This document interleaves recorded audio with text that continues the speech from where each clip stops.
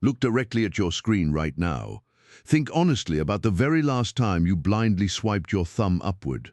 Have you ever stopped, even for a single fleeting second, to realize that the precise digital mechanism weaponized to make you feel happy is quietly, systematically, and ruthlessly destroying your primitive biological capacity to think?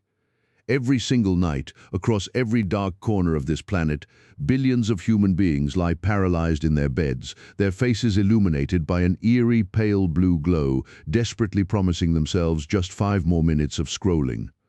But the cold corporate algorithm hidden behind that glass knows your subconscious vulnerabilities infinitely better than you will ever know yourself. Before you can even blink your exhausted eyes, hours vanish completely into the digital ether. Your mind is wide open, your neural pathways are utterly flooded with cheap synthetic dopamine, and you are hopelessly, beautifully trapped in a cage you bought with your own money.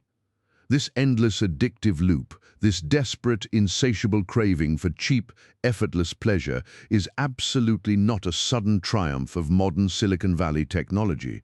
94 long years ago, a brilliant British visionary looked across the distant horizon of human history and perfectly mapped out the psychological architecture of your current smartphone addiction. He gave this terrifying weapon a beautiful name: Soma.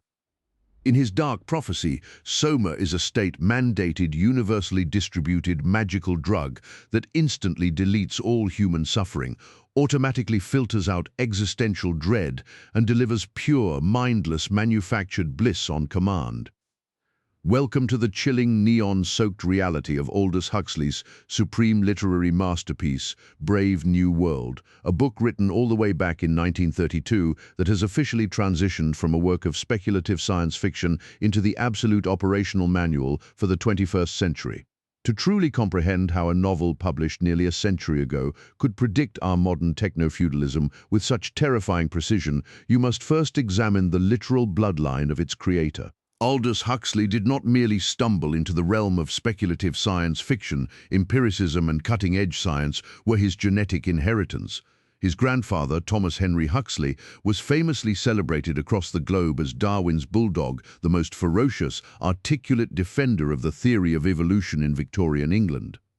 His older brother, Julian Huxley, was a legendary evolutionary biologist who eventually became the historic first Director General of UNESCO.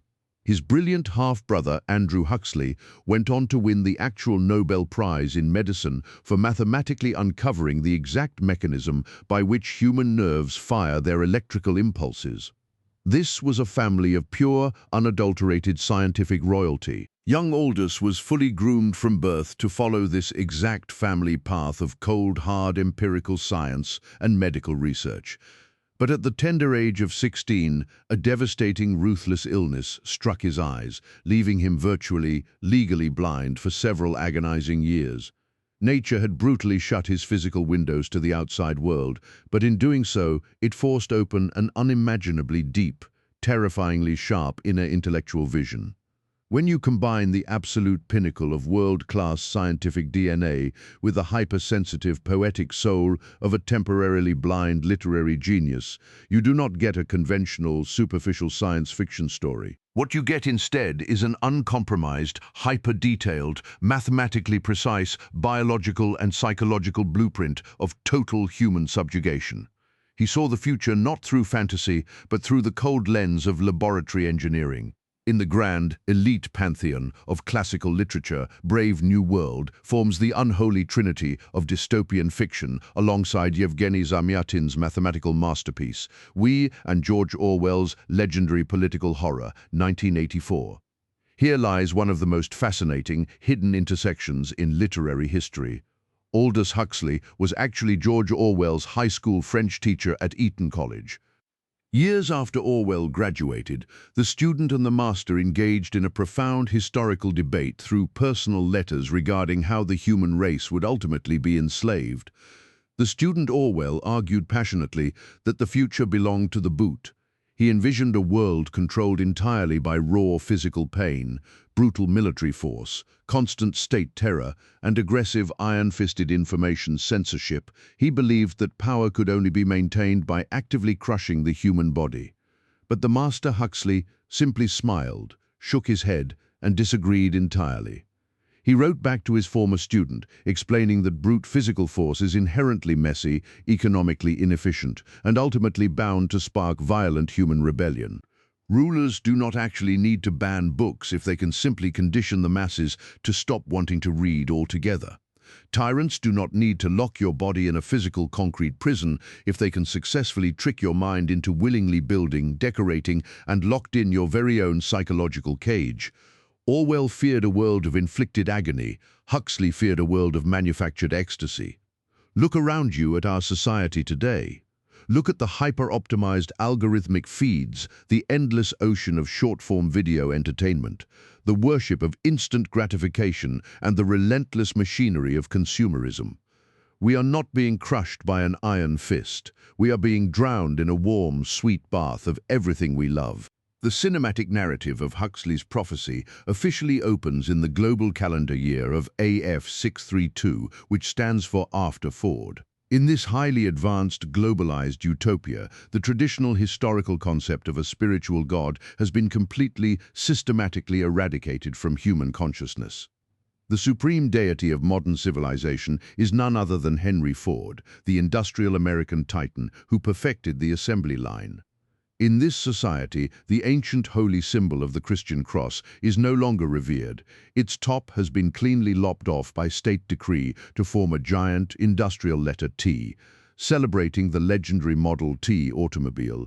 Efficiency has ascended to the level of the divine.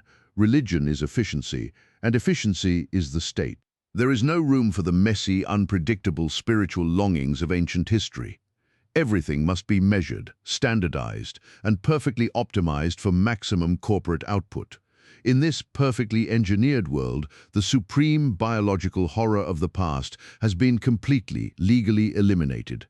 Human beings are no longer born from a warm mother's womb.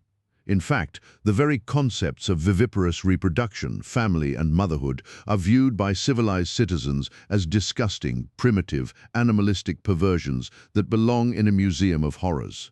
Instead, all human life begins its journey inside the immaculate, freezing, chemical-scented galleries of the central London Hatchery and Conditioning Centre. The light inside this building is a dead, sterile white, reflecting off massive spinning silver racks of glass test tubes. Humans are no longer loved into existence through the messy passions of romance. They are mass-produced, chemically programmed, and custom-ordered directly off a state-controlled biological conveyor belt. The factory line has finally claimed the human soul. This miraculous biological feat is achieved through the historic Bokanovsky process, the world state's ultimate scientific weapon for ensuring absolute political and social stability. A single fertilized human egg is placed on a mechanical tray and subjected to a calculated series of violent external shocks: refrigeration, chemical poisoning, and oxygen deprivation. This forces the fragile embryo to arrest its natural development, split violently, and bud repeatedly until a single fertilized egg yields up to 96 identical mass-produced biological twins. Imagine the absolute dream of industrial manufacturing brought to human flesh. 96 identical machine operators operating 96 identical industrial machines in 96 identical factories. Individuality is completely discarded as a manufacturing defect. The state demands absolute uniformity to guarantee that its economic gears never grind to a halt. The architects of the world state realize that a perfectly functioning, hyper-efficient economy requires a rigid, unyielding pyramid of specialized labor. To solve this problem permanently, they categorize the entirety of humanity into 5 distinct genetic castes before the glass bottles are even sealed. At the absolute pinnacle of this biological hierarchy sit the alphas and the betas. These represent the intellectual, political, and scientific elite of the planet. While incubating quietly in their pristine glass tubes, these lucky embryos receive the absolute maximum allowance of oxygen, the richest synthetic nutrients, and the most meticulous prenatal care. They are biologically engineered to grow up tall, physically beautiful, highly intelligent, and emotionally resilient, perfectly destined from the tube to become the future directors, researchers, and rulers of civilization. But cast your eyes downward toward the dark, cramped lower shelves of the conveyor belt. Here sit the gammas, the deltas, and the absolute lowest tier of human existence, the epsilons.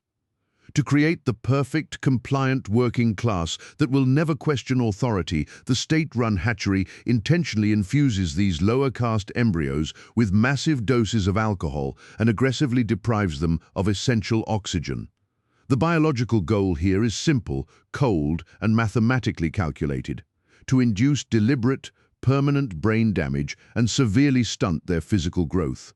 The world state absolutely does not want intelligent factory workers who might dream of a better life. It actively manufactures brain-damaged, short-statured, biologically compliant human clones who are physically and mentally incapable of desiring anything beyond their daily manual labor.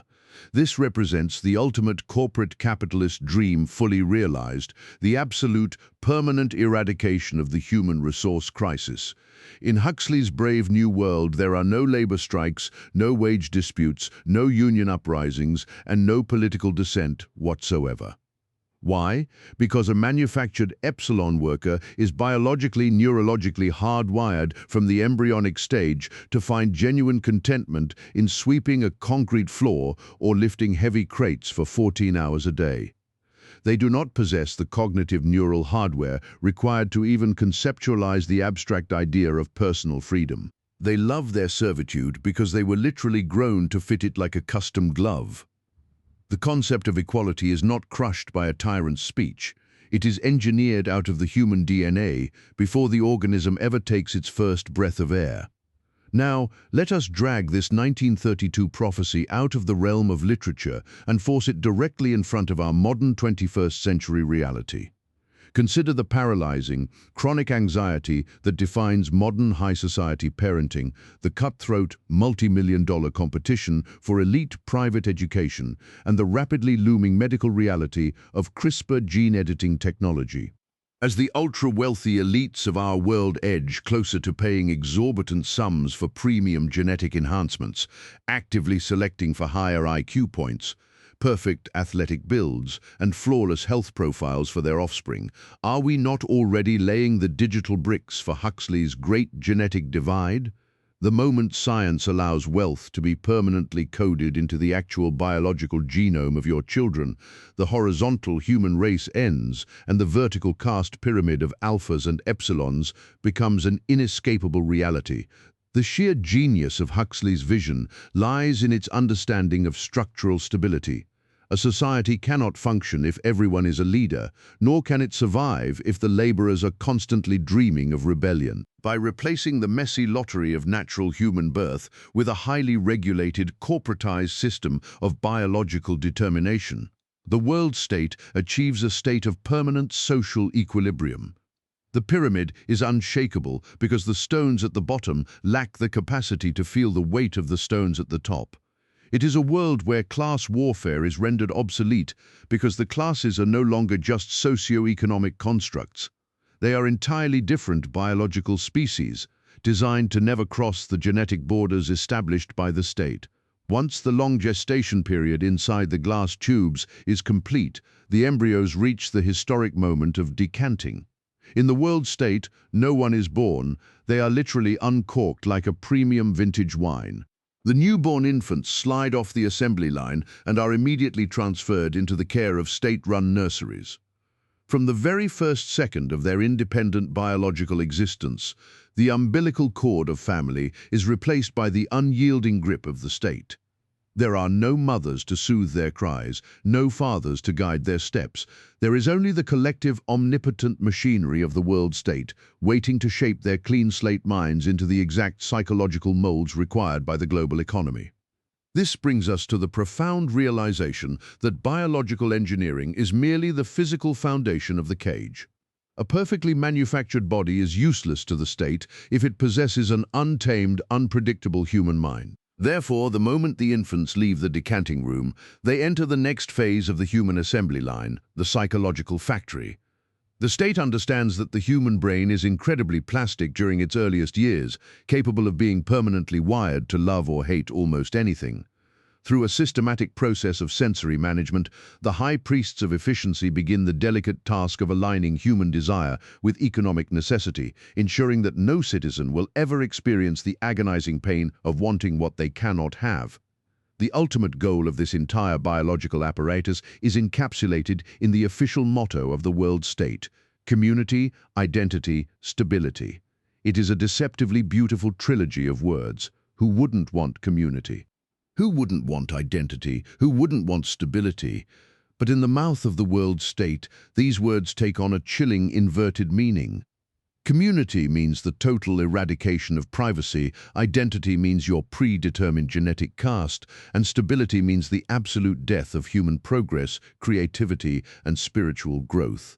The state has realized that true political stability can only be achieved by sacrificing everything that makes the human experience deep, chaotic, and beautiful, trading the heights of art and soul for the flatline of perfect social peace. As we transition from the physical creation of the customized human to the psychological programming of their desires, we begin to see the true horror of Huxley's vision. The state does not want to control you through fear or violence. It wants to control you by making you absolutely love your predetermined place in the machine.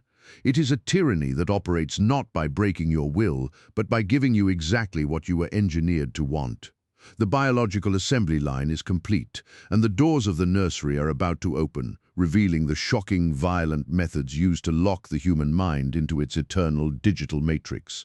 Biological engineering is merely the initial physical layer of the prison.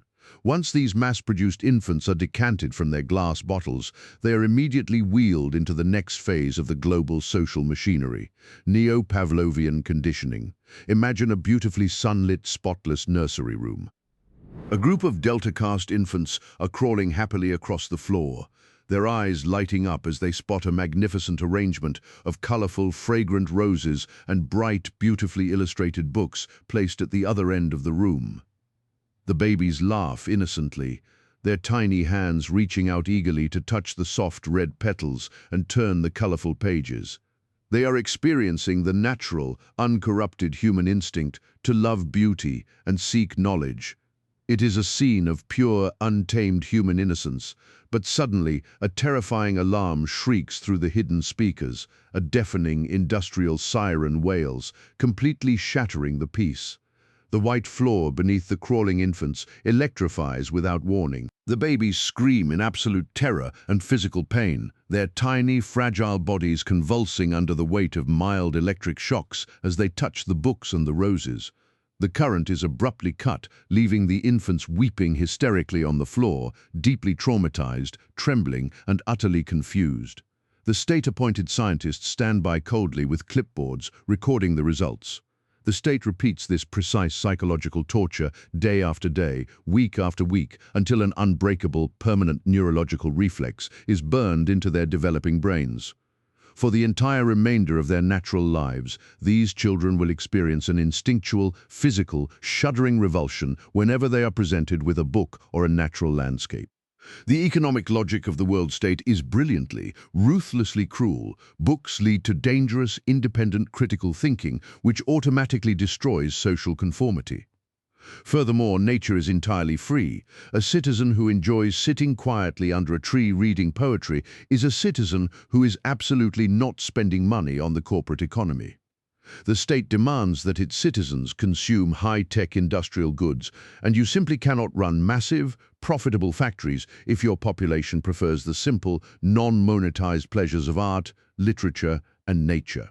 Desires must be forcefully aligned with corporate quarterly profits. As deep night falls over the massive state dormitories, the final, most insidious layer of psychological conditioning takes complete control of the sleeping population. As the children drift into unconsciousness, a dark, invisible technology begins to whisper directly into their receptive subconscious minds. Hypnopaedia, the art of sleep teaching. Underneath thousands of tiny pillows, hidden electronic speakers murmur softly all night long, repeating targeted social slogans 40,000 times over the course of several years. The gentle, rhythmic, almost motherly voice instructs the sleeping child, "Alpha children wear grey. They work much harder than we do because they're so frightfully clever. I'm really glad I'm a beta, because I don't work so hard, and gamma children are stupid. They all wear green, and delta children wear khaki. By the time these children mature into adulthood, these millions of midnight whispers have completely overwritten their natural consciousness. They can no longer distinguish between their own genuine human thoughts and the political propaganda injected into their brains by the state.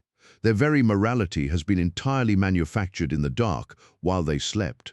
Now look into the digital mirror of our modern world. We do not have literal speakers tucked under our pillows at night, but we have something far more invasive, clutched firmly in our hands, the omniscient social media algorithm.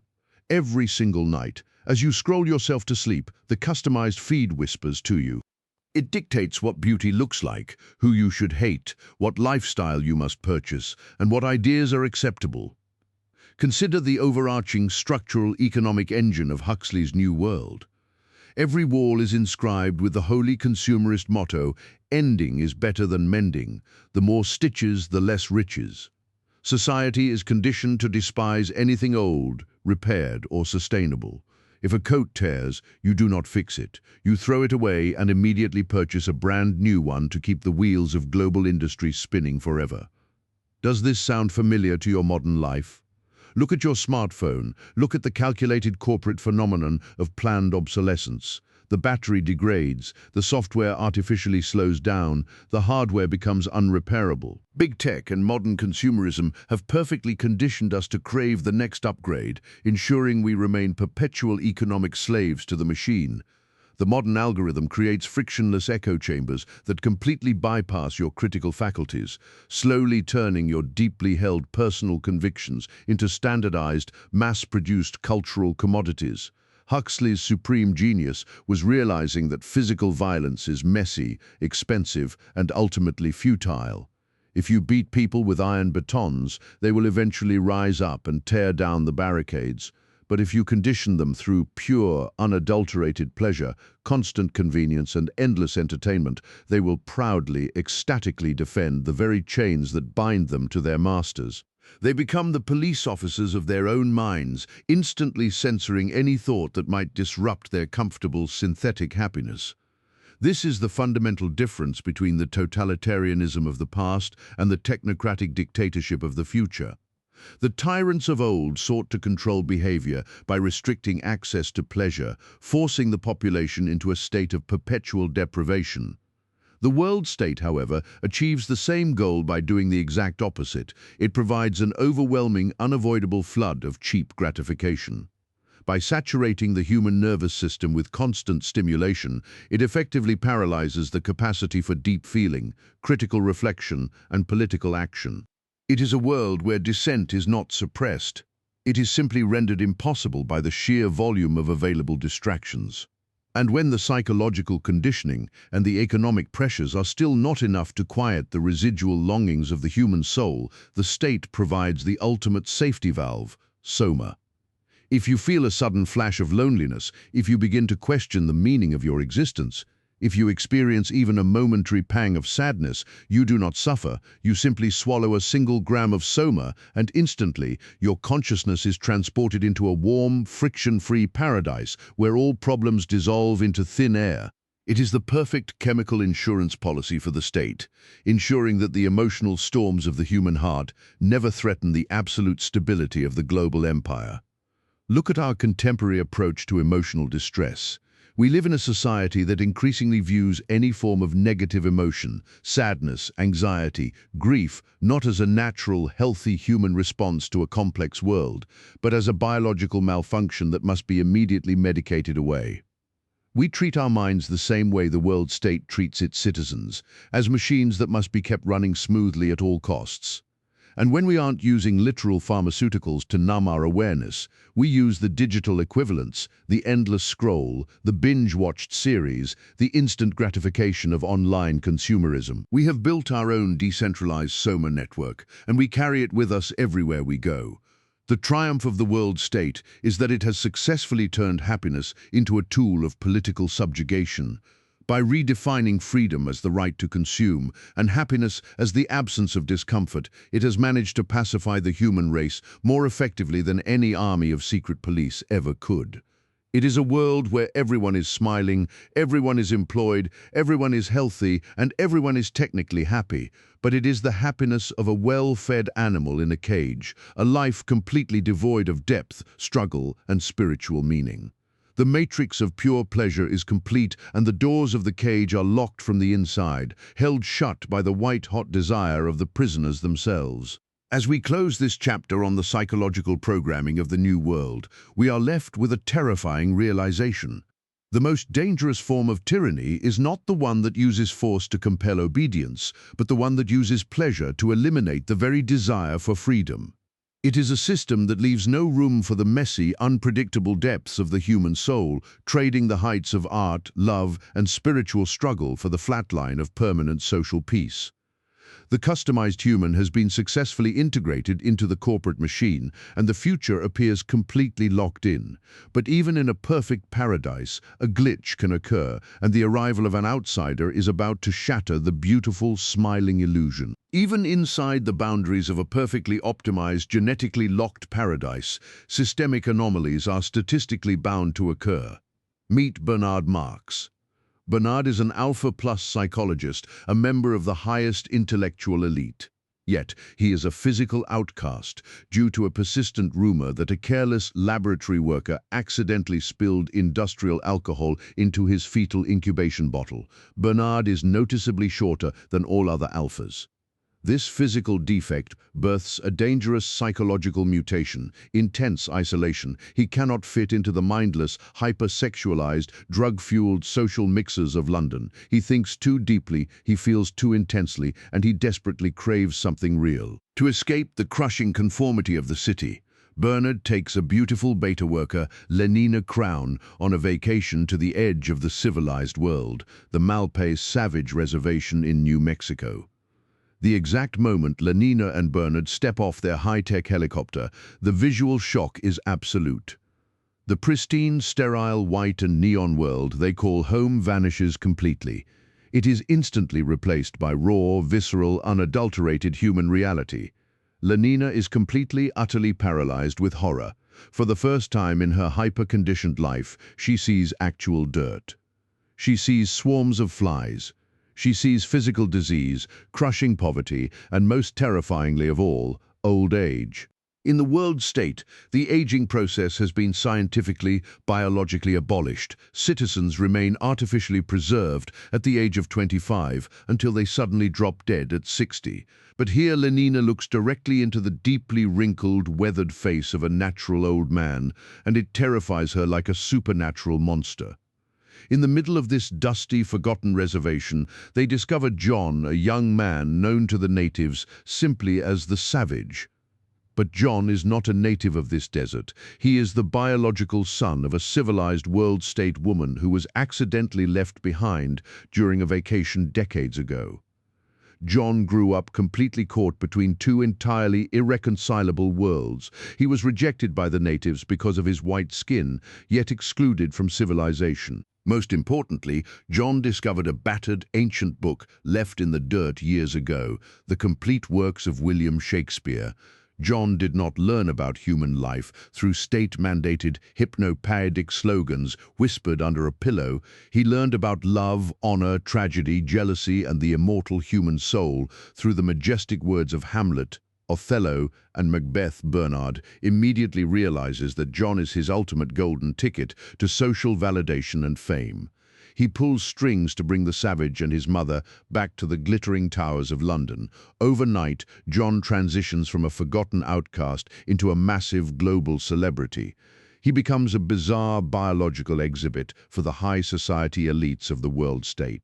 The civilized citizens flock by the thousands to watch him eat, speak, and pray, treating his genuine human emotions like the amusing tricks of a wild animal inside a futuristic zoo. They are completely incapable of understanding his depth. To them, his intense passions are merely a primitive form of comedy. He is surrounded by millions of smiling faces, yet he has never been more profoundly alone in his entire life. But John does not see a utopian paradise.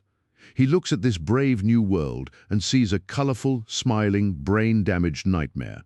He watches grown adults acting like engineered infants, completely devoid of deep sorrow, high art or spiritual meaning. The breaking point arrives when his mother tragically dies in a sterile state hospital. As John kneels by her bedside weeping in agony, he is surrounded by groups of identical lower caste schoolchildren who have been brought to the ward for death conditioning.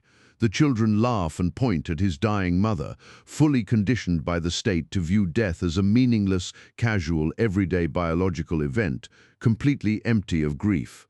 The total lack of human empathy inside this sterile paradise shatters John's mind completely. John rushes down into the hospital lobby where a massive crowd of Delta factory workers are lining up in perfect rows to receive their daily corporate ration of Soma. Driven by pure, unadulterated rage and grief, John screams at them to stop. He stands before them like a biblical prophet, begging them to throw away the poison, to choose the pain of freedom over the comfort of a drug. He shouts that he has come to bring them liberty. He grabs the boxes of Soma and violently hurls them out the window, scattering the precious pills across the dirty asphalt. But the workers do not want to be free. They look at the lost drug and scream in pure terror. They do not see a liberator. They see a madman trying to murder their happiness. They attack him like a swarm of angry insects, desperate to protect their chemical chains. The tragedy of the scene is absolute. John believes he is fighting for their souls, but the workers have no concept of a soul. To them, freedom is an empty, terrifying word that threatens the only security they have ever known. They don't want to think, they don't want to feel, and they certainly don't want to suffer the agonizing pain of grief. They want their Soma, and they want it immediately. As they fight each other in the dirt for the remaining capsules, John realizes the horrific depth of their conditioning. They have been so perfectly enslaved that they will violently defend the very tools used to keep them down. It is a rebellion not against the tyrant, but against the liberator. The state response to this violent riot is not an execution or a wave of police brutality. That would be far too crude for the world state. Instead, the security forces arrive carrying canisters of atomized Soma vapor. They flood the chaotic lobby with a beautiful, sweet-scented pink mist. Within seconds, the angry, shouting workers begin to calm down. Their faces soften, their tears dry up, and they begin to embrace each other, laughing blissfully in the middle of the ruined room. The riot dissolves into a peaceful, drug-induced group hug. John stands in the center of the mist, completely paralyzed by the realization that in this world, even revolution is instantly defeated by the overwhelming power of immediate weaponized pleasure. Even John, with all his resistance, feels the insidious pull of the chemical mist. His anger begins to melt away, replaced by a terrifying, unearned sense of peace. He has to physically harm himself, biting his own lip until it bleeds, just to anchor his mind in the reality of his grief. The security guards treat him not as a dangerous criminal, but as a sick child who needs to be guided back to health. They place him gently in a vehicle, their voices soft and reassuring. There are no handcuffs, no batons, no angry shouts. The ultimate horror of the world state's power is that it leaves you with absolutely nothing to fight against. It completely absorbs your rage and turns it into a warm, comfortable sleep. As the vehicle carries John away from the scene of his failed revolution, the city below continues its endless smiling. The billboards flash, the music plays, and the citizens continue to scroll through their manufactured lives, completely unaware that a war for the very definition of humanity has just been fought in their midst. John is being taken to the heart of the empire, to the inner sanctum of power, where the architect of this smiling prison waits to explain the true cost of their perfect paradise. The stage is set for the ultimate philosophical confrontation, a debate that will decide whether the human soul can survive in a world that has traded truth for comfort. John is led into the private chambers of Mustapha Mond, the world controller for Western Europe. It is a room that feels completely out of place in the sterile, high-tech world of London. Here, there are no neon lights or plastic surfaces. There is only the rich, warm texture of old wood and the silent presence of forbidden history. Mond sits behind a massive desk, his expression calm, intelligent, and deeply understanding. He does not look at John with anger or contempt, but with the profound pity of a creator looking at a flawed creation. The savage has finally met the man who holds the keys to the kingdom, and the truth is about to be revealed. Mond looks at John and does something completely unexpected. He quotes Shakespeare. He reveals that he knows the old language, that he understands the depth of the art that John holds so dear. He reaches into his desk and opens a hidden safe, pulling out the sacred texts of human history that have been banned from the public for nearly a century. He admits that the world has sacrificed these things, not because they were worthless, but because they were far too dangerous for a mass-production society. The controller is about to lay bare the absolute terrifying logic of the new world, forcing John to choose between the comfort of a beautiful lie and the agony of an ugly truth. The total collapse of John's rebellion brings him directly into the inner sanctum of global power. He is brought before Mustapha Mond, the resident world controller for Western Europe. This encounter represents the absolute intellectual climax of the entire narrative, a grand, unrestricted philosophical debate between raw, unfiltered humanity and the elite architect of absolute social stability. Mustapha Mond is absolutely not a brainwashed corporate drone. He is a brilliant, highly educated philosopher who fully understands the true cost of the world he rules. In his private, high-security safe, he keeps forbidden copies of the Holy Bible, the plays of Shakespeare, and ancient philosophical texts. He looks at John and calmly explains that the state did not ban high art because it was low quality. They banned it because it is far too beautiful and because high art requires human suffering to exist. Mond states with absolute clarity, you simply cannot manufacture a grand, earth-shattering literary tragedy like Othello without the real-world existence of intense jealousy, devastating heartbreak, and violent, uncontrollable human passion. But the world state has completely, scientifically eliminated jealousy and heartbreak from the human experience. Mass industrial production demands absolute social predictability, and predictability demands the total eradication of high art and deep emotion. This is the exact critical junction where we must bring our full dystopian literary map into sharp focus. To truly see why Huxley's terrifying vision won the future, we must perform a direct, rigorous comparative analysis against the other three definitive literary warnings of the modern era: Zamyatin's Orwell's 1984, and Orwell's political fable Animal Farm. In Yevgeny Zamyatin's seminal 1921 masterpiece, which served as the foundational blueprint for the entire genre, the primary existential threat to humanity is absolute mathematical logic. In this vision, human beings are stripped of their names and reduced to literal numbers. They live their lives inside an immense, perfectly geometric city constructed entirely of transparent glass, where every single second of their day is rigidly timed by a centralized state clock. Zamyatin warned that out of a desperate, primitive desire for perfect predictability and safety, humanity would willingly surrender its individuality to a mathematical one state, transforming the human race into a collective organic machine. It is a prison built out of pure, unyielding geometry and scientific rationality. Decades later, George Orwell took a radically different path in his definitive work, 1984. Here, the primary mechanism of total social control is brute physical force and absolute pain.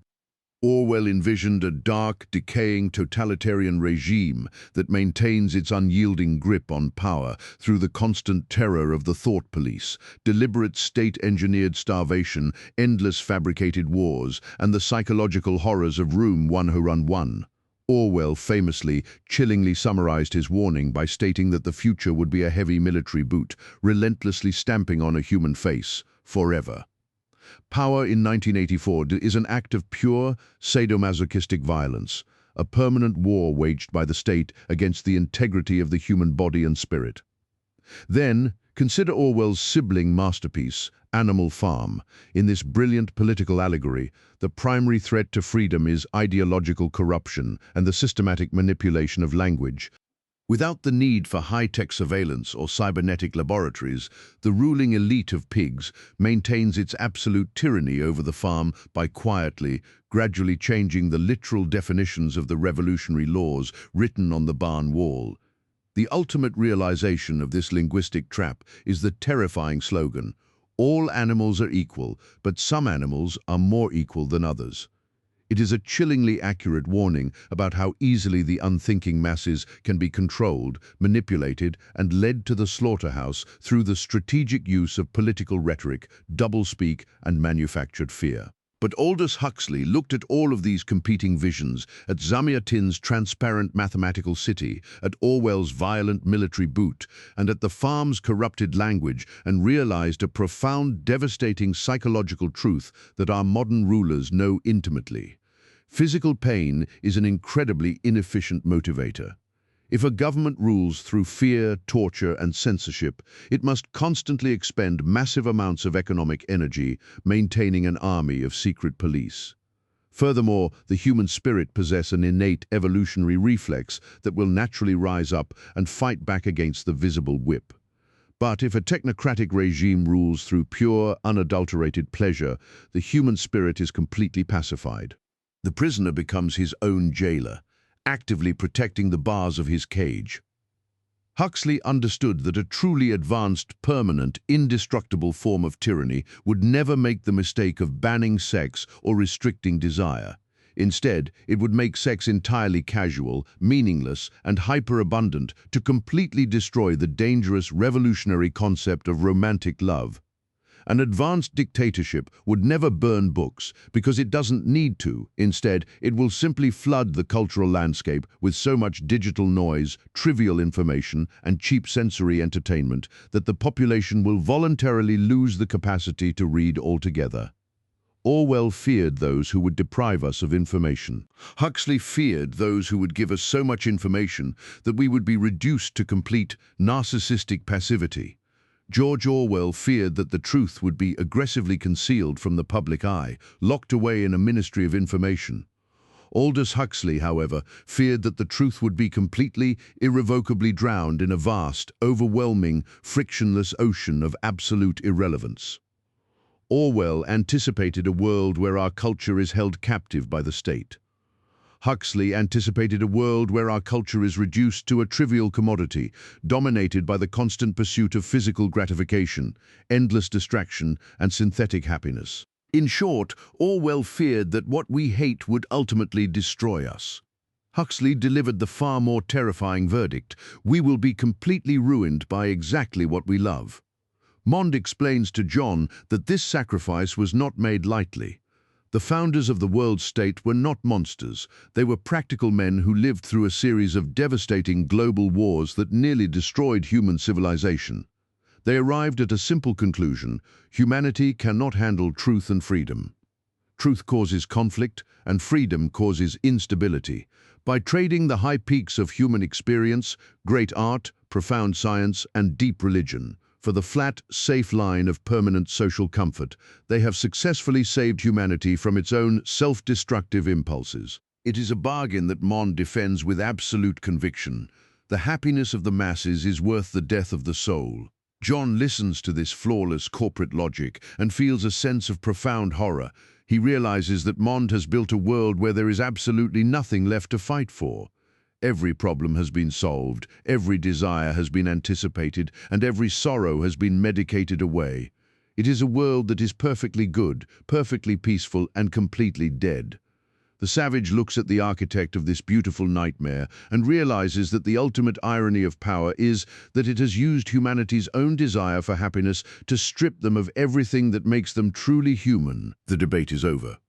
The lines have been drawn, and John is about to deliver his final, definitive verdict. John looks directly at the world controller and refuses the bargain. He rejects the comfortable genetic programming, the mandatory promiscuity, the sleep-taught slogans, and the chemical escape of Soma. He chooses to stand alone against the entire weight of global civilization, claiming the right to exist as an unconditioned, independent human being. He is about to deliver a line that will echo through the history of literature, a declaration of independence for the human soul that challenges the very foundation of the world state's smiling tyranny. He is ready to embrace the full, chaotic spectrum of human existence, no matter the cost. Mond accepts John's choice with the cold detachment of a scientist acknowledging a failed experiment.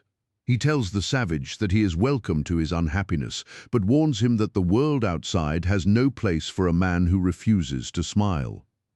The system cannot tolerate a glitch, and an independent soul is a threat to the absolute stability of the global empire.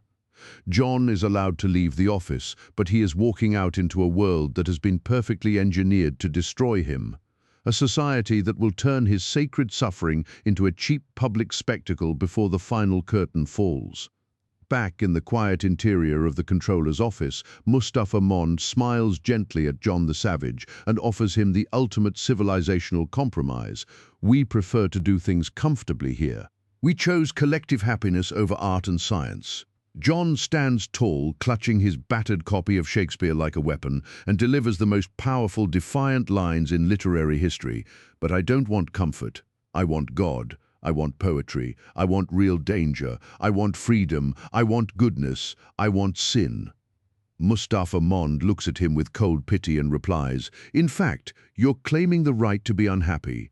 And the savage shouts back with absolute finality, "All right then, I'm claiming the right to be unhappy." John flees the futuristic neon hive of London, seeking refuge in an old abandoned lighthouse on a lonely hilltop, desperately trying to purge his soul of civilized corruption. But the world state cannot allow an unconditioned, independent human soul to exist in peace. The corporate media quickly discovers his hidden sanctuary. Swarms of high-tech helicopters fill the stormy sky like mechanical vultures, their giant holographic lenses trained directly on his agony. Hundreds of civilized citizens arrive by train, pointing, laughing, and turning his desperate spiritual penance into a massive, highly profitable public entertainment spectacle. They mock his tears, they treat his pain as a commercial attraction, and they aggressively push him to consume Soma. In a final, drug-induced frenzy of despair, John is overwhelmed by the very crowd he tried to save. The next morning, the cameras return to film the final act of the show. The camera pans slowly inside the dark, freezing concrete base of the lighthouse. The frame lowers toward the dust. There, hanging silently from the ceiling, is a single swinging shadow, its feet suspended in mid-air. John the Savage has chosen the absolute finality of death over a life of manufactured corporate happiness. He preferred to destroy his own body rather than surrender the integrity of his human soul to the smiling dictatorship. Now, let us hold this mirror directly up to our own faces.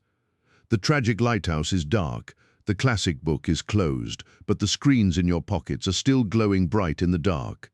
As you close this video essay and return to your daily algorithmic routine, ask yourself honestly, which world have we actually built? We are currently living in a global society where corporate genetic editing is actively transitioning into a commercial reality, where massive tech monopolies optimize advanced neural networks to capture our children's attention spans before they can form words, and where deep, complex critical thought is traded daily for 15-second hits of cheap algorithmic dopamine. We aren't actively fighting off the violent, intrusive telescreens of George Orwell's 1984.